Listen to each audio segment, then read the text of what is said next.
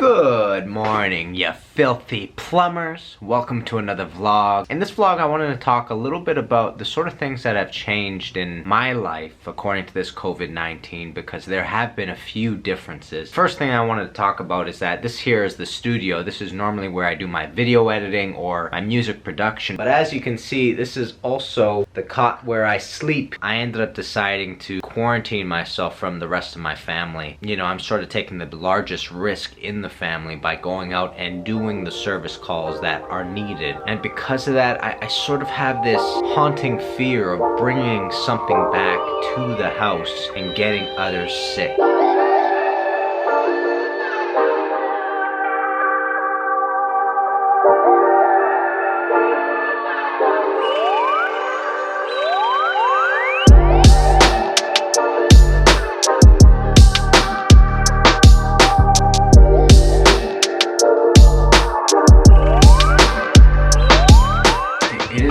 Business as usual. Still waking up every day anywhere between like 6:30 to 7:30. I'm still finding out from Dad what exactly we got planned for that day. I'm still going out. The only difference is I'm protecting myself way more. I'm wearing way more masks. You can't actually find the masks that are gonna help you the most. You know, these N95 masks, 20,000 of them were donated from Home Depot to our first responders and to our healthcare workers. So you can't actually go into a Home Depot right now and buy a mask that's going to help you specifically for this issue. So you're sort of left to your own devices trying to figure out, you know, what masks do you have that are decent enough to do some sort of work? Are they actually helping, or are you just taking these extra precautions that make you look silly but make you think in your mind that you're actually doing something? So I don't know, there's a lot of juggling of all of this right now, and we're all still trying to figure out how to proceed. But one thing I definitely do know is work must continue because we are an essential service.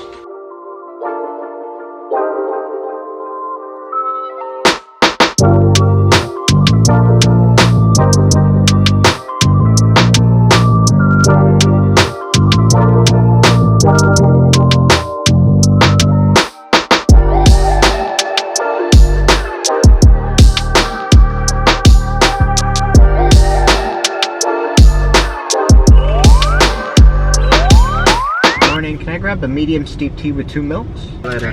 Bye. So peeps, one major difference now is whenever I do get a tea from Tim Hortons, I take a little bit of hand sanitizer and I sanitize the lip of the cup that I'm about to drink off of. That's something new that I haven't been doing before, but I do that. I don't drink the tea right away. I let the sanitizer take its course. And after a couple of minutes, I basically pop back in, sanitize my hands again because I'm going to be eating something as well, sanitize the wheel as well, and we are good to go.